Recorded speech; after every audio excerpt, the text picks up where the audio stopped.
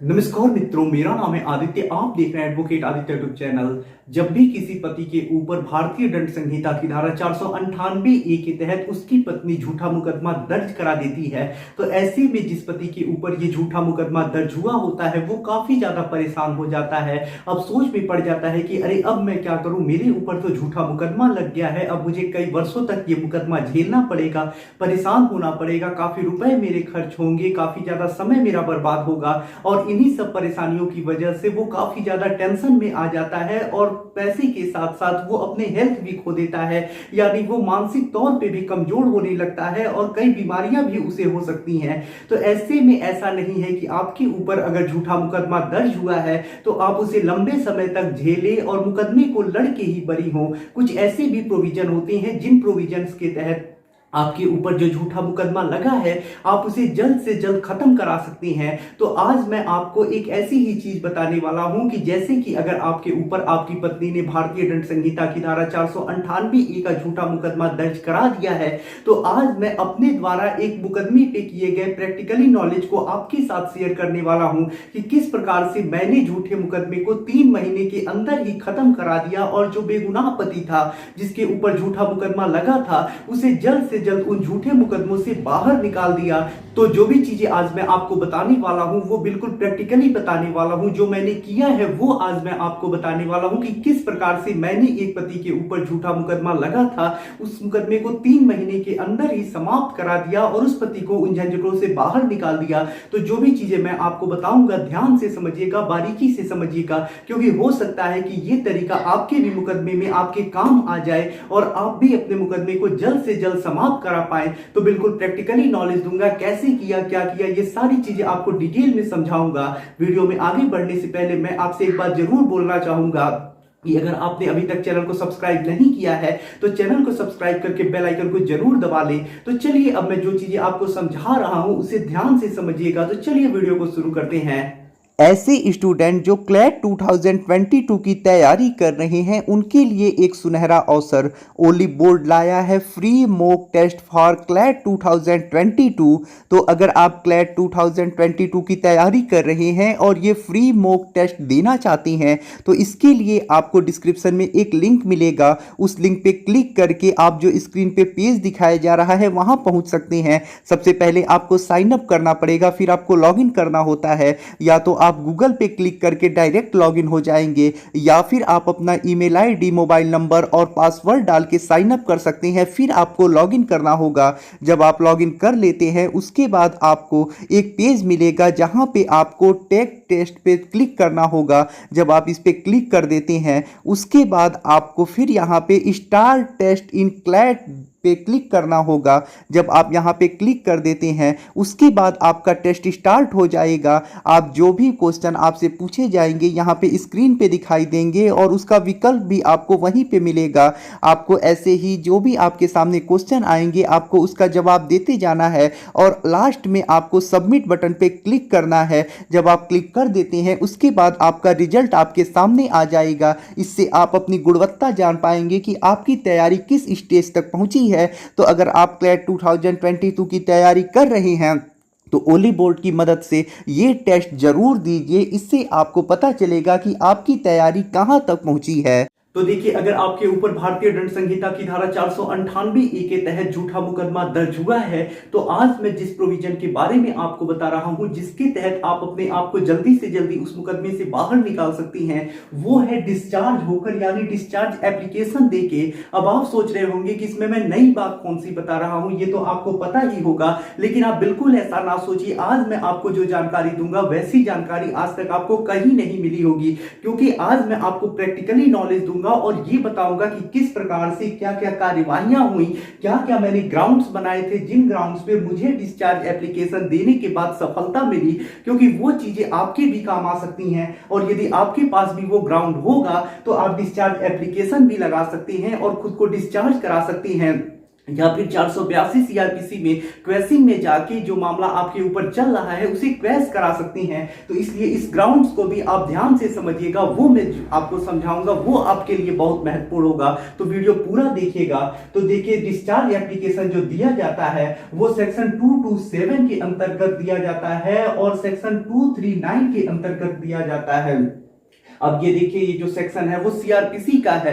अगर आपको मजिस्ट्रेट के समक्ष अगर कोई डिस्चार्ज एप्लीकेशन देना है तो वो आपको धारा 239 के अंतर्गत देना होता है, और यदि आपको सेशन कोर्ट में देना है तो धारा 227 के अंतर्गत देना होता है। तो जो आपका भारतीय दंड संहिता की धारा 498 का मुकदमा है वो मजिस्ट्रेट के कोर्ट में चल रहा है, इसलिए आपको ये धारा 239 के अंतर्गत ही एक प्रार्थना पत्र देना होता है।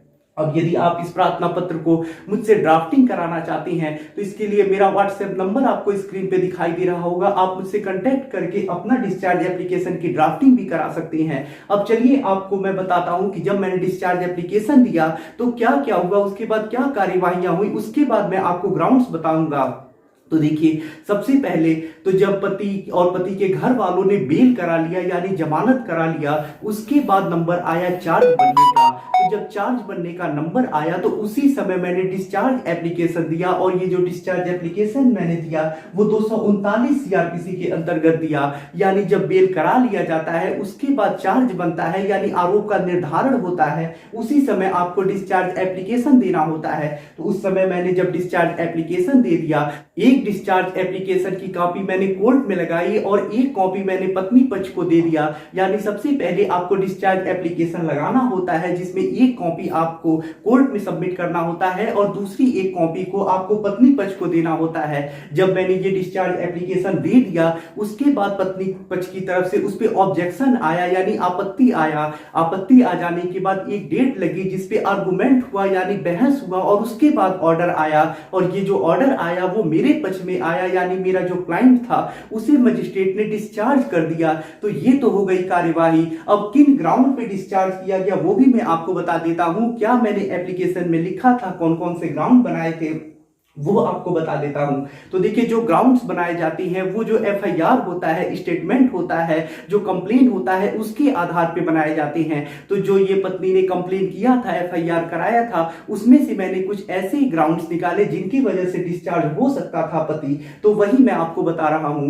तो देखिए, सबसे पहला तो मैंने डिस्चार्ज कराने का जो कारण बनाया यानी ग्राउंड बनाया वो डेट और टाइम को बनाया। यानी पत्नी ने कहीं पे भी कोई ऐसा डेट और टाइम नहीं लिखा था कि किस दिन उसके साथ मारपीट हुई, कब मारपीट हुई, तो ऐसा कुछ नहीं लिखा था। तो सबसे पहला तो मैंने ग्राउंड यही बनाया कि पत्नी के साथ उसने कहा है कि मारपीट हुई है, लाठी डंडे से मारा गया है, लेकिन उसने कोई भी डेट और समय नहीं बताया है कि कब उसे मारा गया, किसने किसने उसे मारा, कैसे मारा, ऐसी कोई बात नहीं लिखी है। तो इस वजह से ये मामला गलत लग रहा है। तो पहला मैंने डेट और टाइम को ग्राउंड बनाया अपना डिस्चार्ज कराने के लिए। दूसरा जो मैंने ग्राउंड बनाया वो एफआर को बनाया। अब यहाँ पे कहने का मेरा मतलब ये है कि देखिए, पत्नी ने जो कंप्लेन किया था उसमें टोटल 9 लोगों का नाम लिखवाया था यानी 9 लोगों पे एफआईआर कराया था। उसके बाद जब पुलिस ने इन्वेस्टिगेशन किया और चार्जशीट लगाया तो सिर्फ 3 लोगों के खिलाफ ही चार्जशीट लगाया, बाकी लोगों का नाम उसने निकाल दिया। तो मैंने ये चीज कही कि देखिए जज साहब, किस प्रकार से पत्नी ने इतने सारे लोगों को फंसाया था, और जब पुलिस ने इन्वेस्टिगेशन किया तो पुलिस को लग गया कि ये मामला झूठा है, सिर्फ 3 लोगों के खिलाफ ही सबूत मिला। तो ऐसे में ये फंसाने के लिए किया गया है, जाल बुना गया है सिर्फ पति को परेशान करने के लिए। तो देखिए, सिर्फ 3 ही लोगों के खिलाफ ही चार्जशीट आई है और किस प्रकार से पत्नी ने इतने सारे लोगों को फंसा दिया था। तो यहाँ पे ये मामला जो लग रहा है वो झूठा लग रहा है, सिर्फ पति को परेशान करने के लिए लग रहा है। तो इस वजह से मैंने ये भी एक ग्राउंड बना लिया कि 6 लोगों के ऊपर एफआईआर लग गया, सिर्फ 3 लोगों के खिलाफ ही चार्जशीट आई। तो यहाँ पे ये भी पति के पक्ष में काफी अच्छी बात हो गई, और इस वजह से मैंने इसे भी एक ग्राउंड बना लिया जिसकी वजह से मुझे सफलता मिल सका। अब मैंने जो तीसरा ग्राउंड बनाया अपनी डिस्चार्ज एप्लीकेशन में वो ये बनाया कि देखिए, ये पंचायत एक बार दिखाई गई थी। जो पत्नी ने कंप्लेन किया था उसमें लिखा था कि जब मुझे मारपीट के घर से भगा दिया गया, उसके बाद पंचायत भी बैठी थी जिसमें पति कह रहा था कि मुझे ले जाना है, लेकिन पति कोई कागज नहीं बना रहा था। तो ऐसे में मैंने ये बात जज साहब के समझ रखी कि देखिए पत्नी खुद कह रही है कि उसे मार पीट के भगा दिया गया है, तो जब कोई पति अपनी पत्नी को मार पीट के भगा देगा उसके बाद क्यों वो पंचायत में बोलेगा, क्यों पंचायत में आएगा कि मुझे पत्नी को रखना है। जो व्यक्ति अपनी पत्नी को मारपीट के भगा देगा उसे रखना ही नहीं चाहेगा, वो पंचायत में शामिल ही नहीं होगा, आने से मना कर देगा, क्योंकि पति भी जान रहा है कि पंचायत में जाने से नहीं जाने से उसके ऊपर कोई कार्यवाही नहीं होने वाली है। तो जो व्यक्ति ये जान रहा है कि पंचायत में जाने नहीं जाने से कोई असर नहीं पड़ने वाला है, फिर भी वो पंचायत में क्यों जाएगा? वो सिर्फ इसलिए जाएगा कि वो अपना रिश्ता सुधारना चाहता है। और इस वजह से ये मैंने एक ग्राउंड बना दिया कि पत्नी कह रही है कि मारपीट के भगा दिया गया, तो जब उसे भगा दिया गया तो पति फिर क्यों पंचायत में गया अपनी पत्नी को अपने साथ लाने? वो क्यों सुलह समझौते की कार्यवाही में शामिल हुआ जबकि उसके ऊपर कोई जोर दबाव नहीं था? और ये बात पत्नी ही कह रही है कि पति पंचायत में आया था। तो मैंने ये भी एक ग्राउंड बना लिया कि पति जब मारपीट के भगा दिया तो क्यों वो पंचायत में आके शामिल होगा, वो क्यों रखने को बोलेगा। तो यहां भी इस वजह से मुझे काफी अच्छी सफलता मिल सकी और ये भी मेरा एक ग्राउंड बन गया। अब देखिए मैंने चौथा जो ग्राउंड बनाया वो बिल को बनाया, यानी पत्नी ने लिखा था कि मेरे सोने चांदी के आभूषण और अन्य कुछ सामान भी पति ने रख लिया है, उसके घर वालों ने रख लिया है, जिसकी वजह से आईपीसी की धारा 406 लगी थी। और लेकिन पत्नी ने कोई बिल नहीं लगाया था, कोई ऐसा रसीद नहीं दिया था जिससे कि यह साबित हो सके कि पत्नी का ये सामान था। और इस वजह से पत्नी ने जब बिल ही नहीं लगाया था तो कैसे माना जा सकता है कि उसके सामान को पति और पति के घर वालों ने रख लिया है। तो बिल न लगने के कारण मैंने इसे भी एक अपने डिस्चार्ज एप्लीकेशन का ग्राउंड बना लिया और इसकी वजह से भी मुझे काफी अच्छी सफलता मिली। अब देखिए पांचवा जो ग्राउंड मैंने बनाया वो मेडिकल रिपोर्ट को बनाया। अब देखिए पत्नी ने अपने एफआईआर में लिखवाया था कि उसे लाठी डंडे से मारा गया, लात घूंसे से मारा गया और बार बार मारा जाता रहा।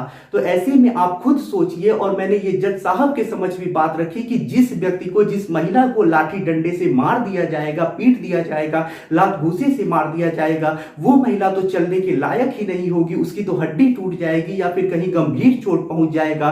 तो क्या जब किसी व्यक्ति को गंभीर चोट पहुंच जाएगा तो वो दवा इलाज भी नहीं कराएगा? अगर मान लीजिए एमएलसी रिपोर्ट नहीं लगी है फिर भी तो लाठी डंडे से लगने की वजह से कहीं ना कहीं तो उसने दवा इलाज जरूर कराया होगा, कहीं ना कहीं अब तक उसके शरीर पे चोट का निशान जरूर होगा। तो उसकी भी कोई उसने रसीद नहीं लगाई है, कोई मेडिकल रिपोर्ट नहीं लगाया है, तो कैसे माना जा सकता है कि लाठी डंडे से मारा गया? हाँ, अगर एक आध तमाचा की बात रहती कि एक आध तमाचा मारा गया है और मेडिकल रिपोर्ट नहीं लगा होता तो माना जा सकता था कि हाँ हो सकता है कि पत्नी ने दवा इलाज ना कराया हो। लेकिन पत्नी कह रही है कि उसे लाठी डंडे से मारा गया, लात घूंसे से मारा गया, तो इतने मारने के बाद तो उसे दवा इलाज जरूर कराना पड़ेगा और दवा इलाज कराने के लिए वो डॉक्टर के पास जरूर जाएगी। तो उसका भी कोई रिपोर्ट नहीं लगा था, ना ही एमएलसी लगा था, ना ही कोई दवा इलाज का लगा था। तो ऐसे में मैंने जज साहब के सामने ये भी बात रखी कि जब पत्नी को इतना मारा पीटा गया है तो उसने दवा क्यों नहीं कराया है, कहीं भी इलाज नहीं कराया है, कुछ भी ऐसा कागज नहीं दिया है। तो यहाँ पे ये चीज, ये ग्राउंड मेरे लिए सबसे ज्यादा महत्वपूर्ण रहा और इस ग्राउंड पे मुझे सबसे अच्छी सफलता मिल सकी। अब देखिए छठवां जो ग्राउंड मैंने बनाया है वो पत्नी ने ये लिखा था कि उसे मार पीट के भगा दिया गया है, लेकिन पत्नी जब जा रही थी अपने घर से तो ऐसे में पति ने एक वीडियो बनाया था। जो पत्नी थी वो अपने पिता के साथ एक ब्लोरो गाड़ी में बैठ के जा रही थी, यानी अपने पिता के साथ जो पत्नी थी वो जा रही थी और जो पति था, उसकी मां और जो पिता थे वो लोग पत्नी की विदाई भी कर रहे थे। पत्नी खुशी से जा रही थी, सबकी सहमति से जा रही थी।